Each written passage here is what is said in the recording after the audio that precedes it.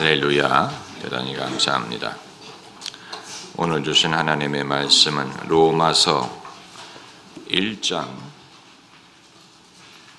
18절부터 32절까지 말씀. 로마서 1장 18절부터 끝절 32절까지 제가 한 절 여러분이 다음 절 교독하는 방법으로 읽겠습니다. 하나님의 진노가 불의로 진리를 막는 사람들의 모든 경건치 않음과 불의에 대하여 하늘로 쫓아 나타나나니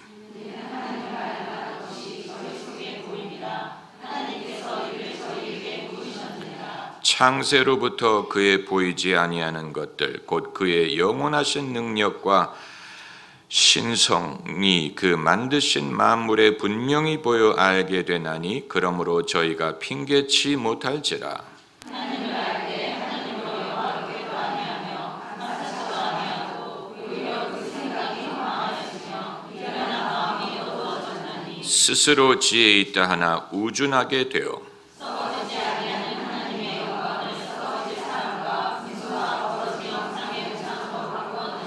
그러므로 하나님께서 저희를 마음의 정욕대로 더러움에 내어버려 두사 저희 몸을 서로 욕되게 하셨으니 이는 저희가 하나님의 진리를 거짓 것으로 바꾸어 기존들을 주는 것보다 더 경배하고 섬기나 주는 영원히 찬송하시도다. 이를 인하여 하나님께서 저희를 부끄러운 욕심에 내어버려 두셨으니 곧 저희 여인들도 순리대로 쓸 것을 바꾸어 영리로 쓰며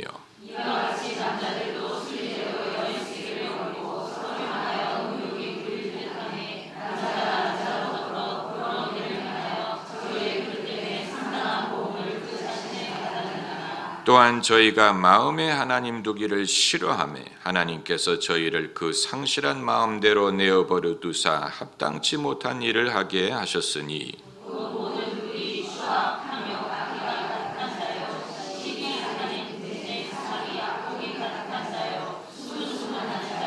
비방하는 자요 하나님의 미워하시는 자요 능욕하시는 자요 능욕하는 자요 교만한 자요 자랑하는 자요 악을 도모하는 자요 부모를 거역하는 자요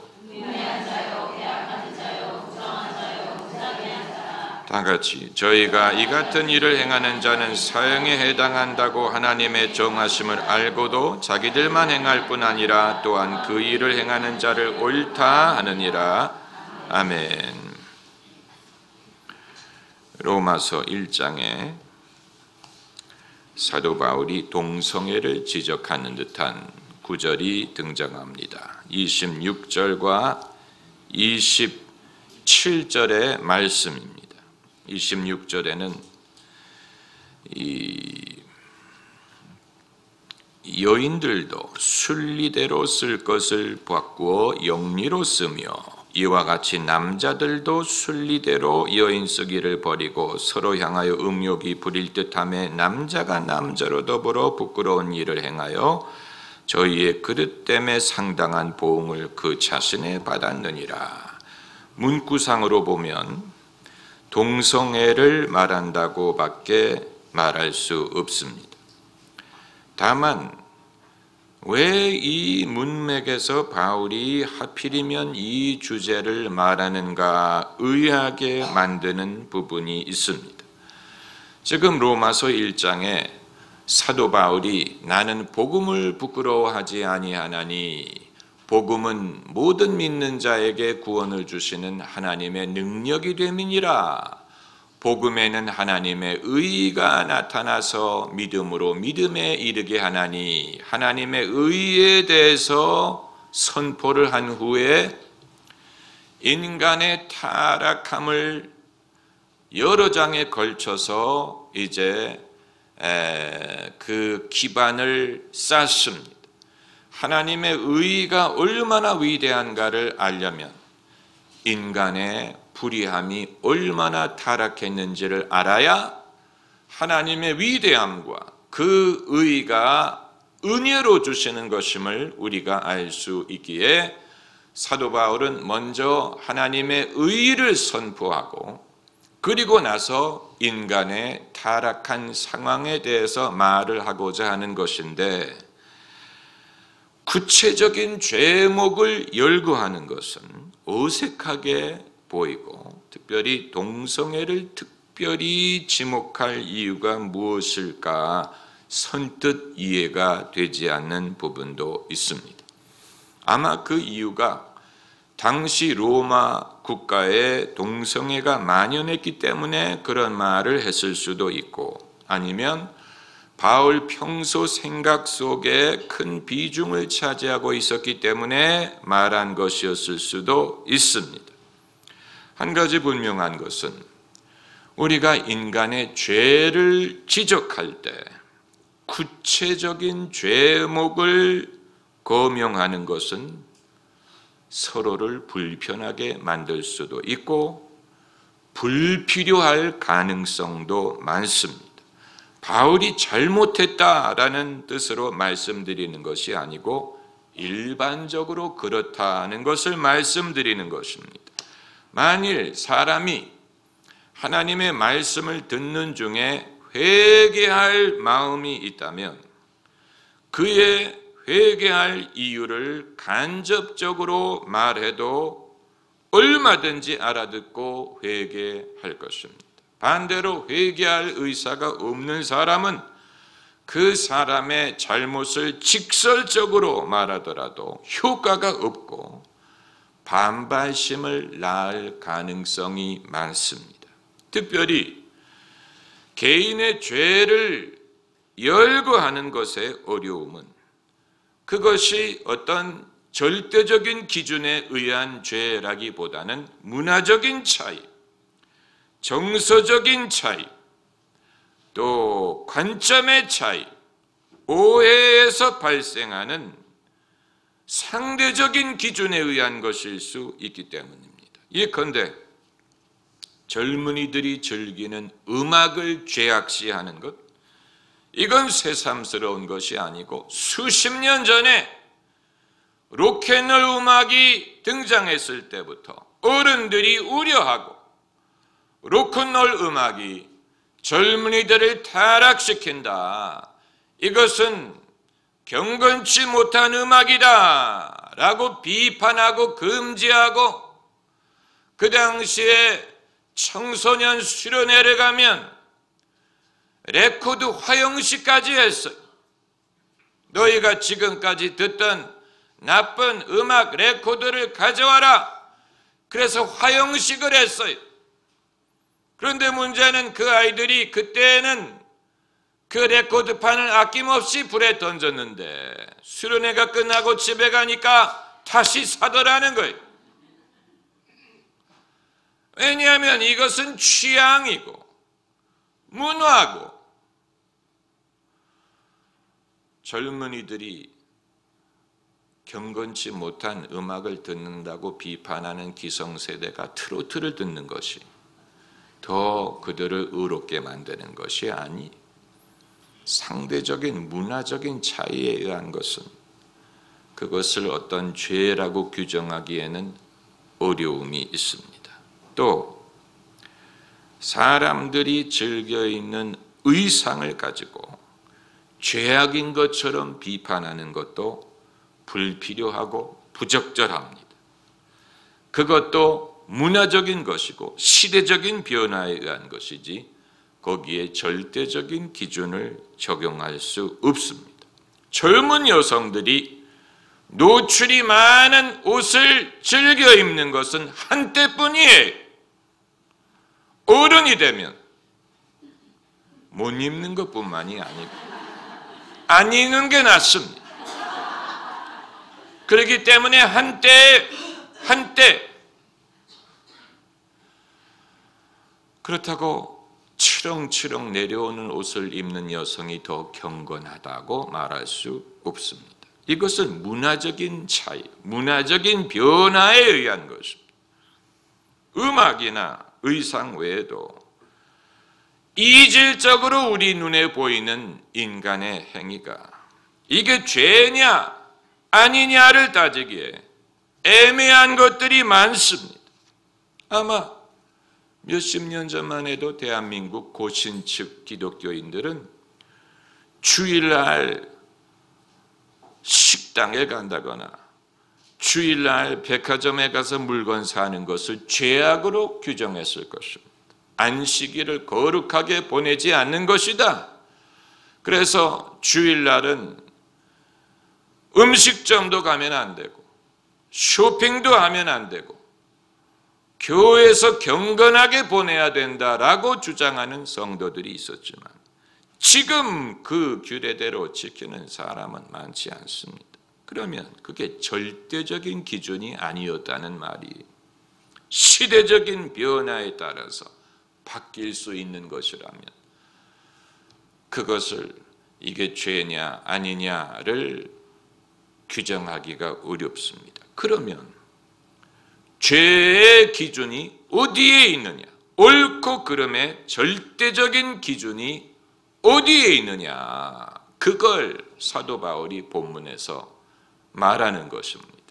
그러는 중에 구체적인 죄목을 거명하는 것이 이상하다라고 말씀을 드리는 것뿐이고, 그럼에도 사도 바울은 어디에서 이 모든 것이 비롯되었는지, 어디에서 인간이 타락했는지를 말합니다.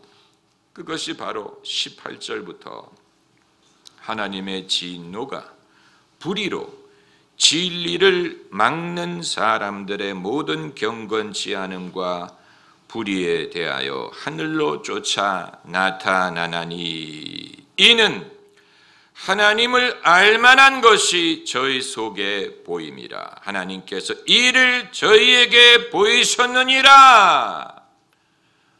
하나님을 알만한 것이 어디에 있다고 했습니까? 저희 속에 있다. 저희 속에 보여. 누가 이걸 알게 했습니까? 하나님이 이를 보이셨다고 했어요. 각 사람에게 창세로부터 그의 보이지 아니하는 것들, 곧 그의 영원하신 능력과 신성이 그 만드신 만물에 분명히 보여 알게 되나니, 그러므로 저희가 핑계치 못할지니라. 어느 누구도 나는 하나님을 믿을 만한 기회가 없었다라든가 하나님이 계시다는 것을 눈치챌 이유가 없었다라고 핑계할 수 없다는 얘기입니다.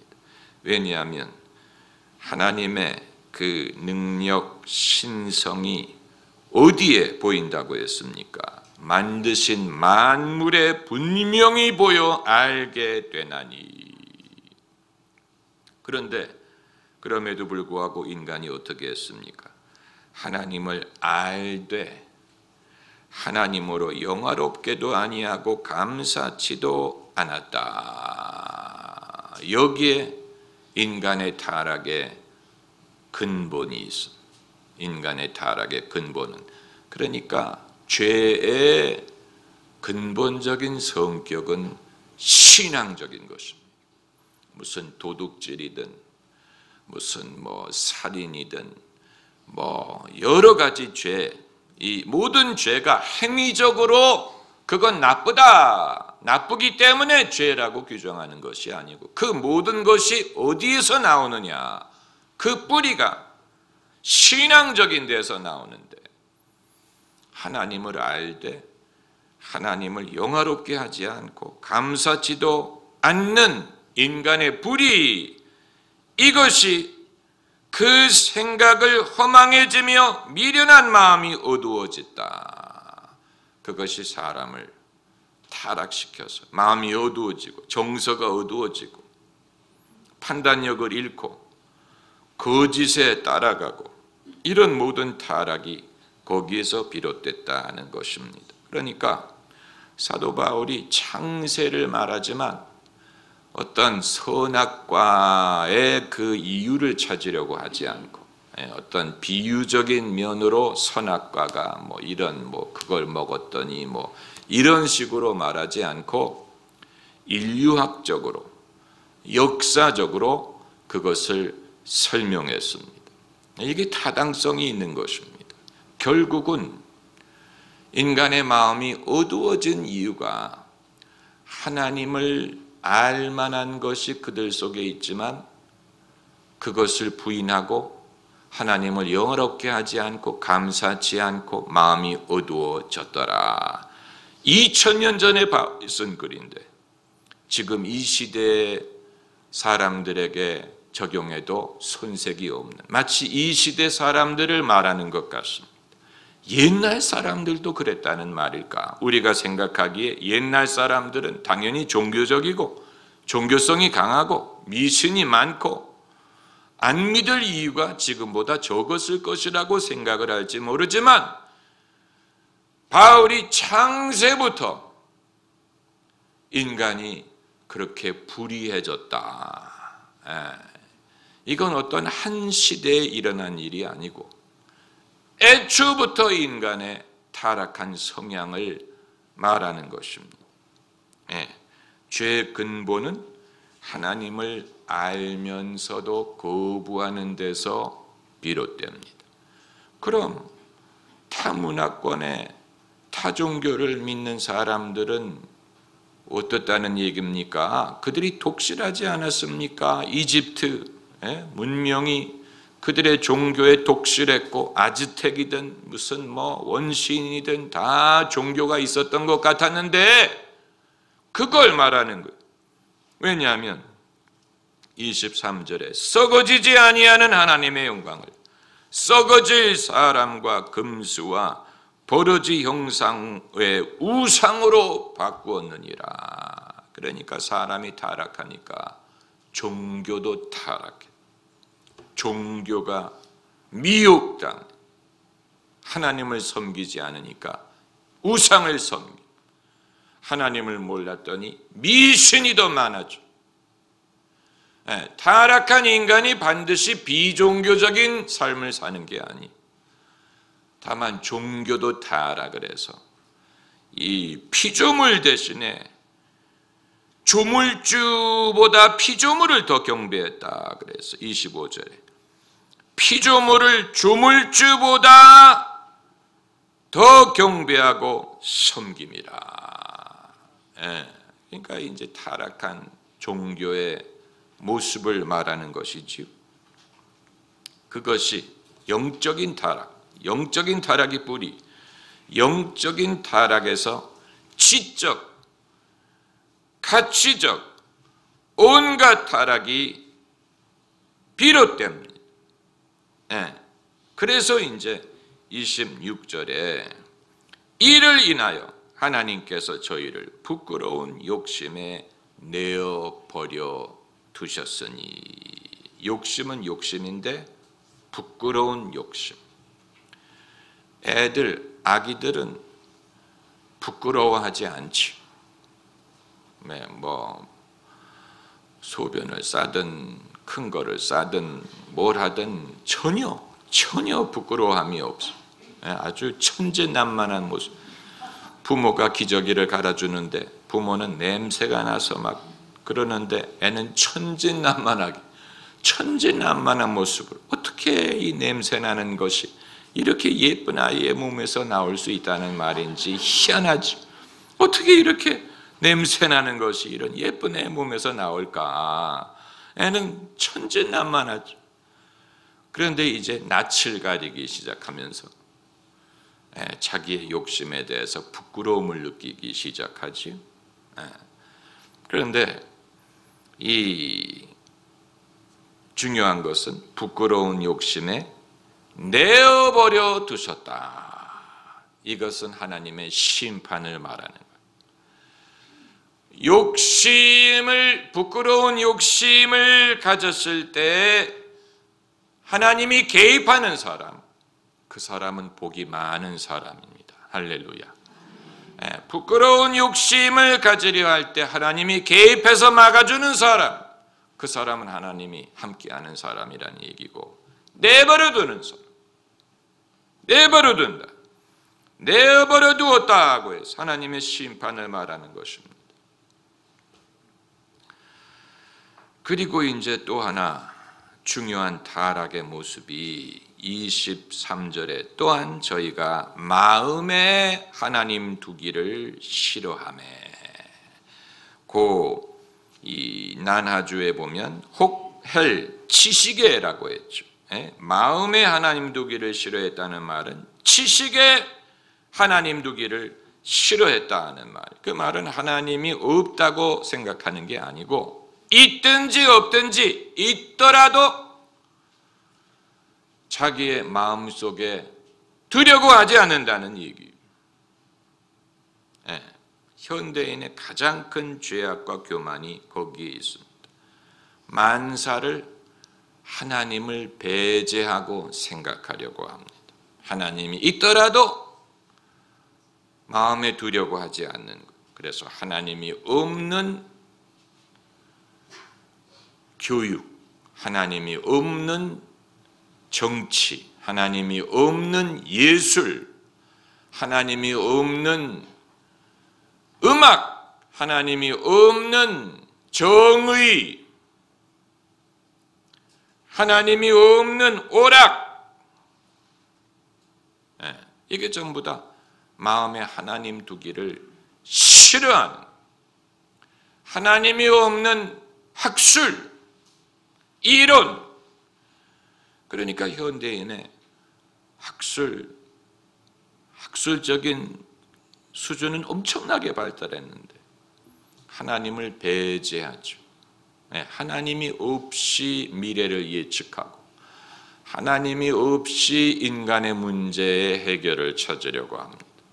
하나님을 배제하고 교육을 시키려고 하고 하나님을 배제하고 범죄 문제를 다루려고 하고 하나님을 배제하고 사회를 발전시키려고 하고 마음에 하나님 두기를 싫어 그냥 무심한 게 아니에요.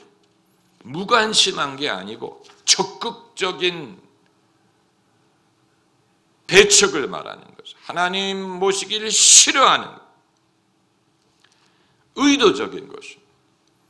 인간의 죄의 근본은 그러므로 윤리가 아니고 신앙적인 이유에서 비롯되는 것입니다. 그러니까 법 없이도 살 수 있는 사람, 아주 착한 사람이라도 마음에 하나님 두기를 싫어하는 사람은 불의한 사람, 행위적인 것으로 죄를 이해할 수 없는 이유가 거기에 있어. 평소에 나쁜 짓 안 해, 법을 어기지 않아. 그러나 마음속에 하나님 두기를 싫어해. 하나님 없이 살고자 해요. 하나님 없이 자기의 의의를 세우려고, 하나님이 없이 인간의 규칙을 만들려고 해요. 하나님이 없는 인생을 설계해 하나님이 없이 사는 법을 지키려고 하는 것. 마음에 하나님 두기를 싫어하며, 이건 심각한 현상입니다. 이건 그냥 회개해서 되는 게 아니고 근본적인 관계 개선이 필요합니다. 그것을 하나님과 화목한다라고 부르는, 마음속에 하나님과 원수되었던 사람이 구원을 받으려면 하나님과 화목해야 됩니다. 이것이 진정한 회심이고 여기에서 구원의 소망을 얻을 수가 있는 것입니다. 할렐루야. 기도하십시다.